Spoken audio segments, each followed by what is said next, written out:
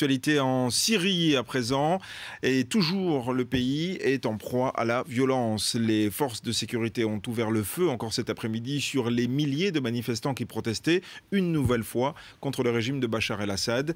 Des manifestations qui avaient lieu dans plusieurs villes du pays. L'on dénombre au moins 19 morts selon les organisations des droits de l'homme sur place. Harold Iman, bonsoir, merci de nous apporter cet éclairage. Il faut dire que la Syrie ressemble en tout cas ce qui se passe en Syrie, ça ressemble à un vrai engrenage de la violence depuis quelque temps.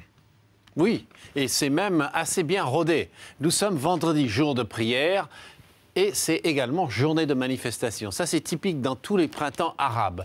Donc, aujourd'hui, des dizaines de milliers de personnes sont descendues dans les rues de presque toutes les villes de Syrie.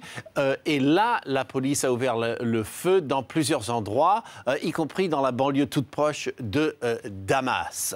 Sauf dans un endroit. Jisr al-Shugur, ici, collé à la frontière presque de la Turquie. Et pourquoi? Parce que la ville est totalement vide. Et où sont passés les habitants? Eh bien, ils sont passés en Turquie, où ils occupent 5 camps. Et il y a donc déjà 10 000 réfugiés, des Syriens qui ont quitté la Syrie. Ce n'est pas des étrangers qui rentrent dans leur pays, c'est des Syriens qui quittent la Syrie et qui sont principalement là sous la protection de la Turquie. Et il y en a aussi quelques milliers au Liban.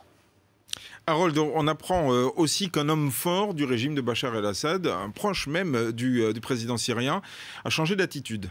Absolument. C'est un cousin du président, il s'appelle Rami Maklouf. Il est à la tête de la plus grande entreprise Syriatel, c'est dans la téléphonie et plusieurs autres sociétés. Il est aussi proche de l'état-major. Eh bien, il était déjà sous sanctions américaines, européennes. Il décide aujourd'hui qu'il va se retirer des affaires et il va faire des dons aux œuvres caritatives. Est-ce que cela suffira à redorer son blason? Il y a fort à douter là-dessus. Merci, Harold Iman.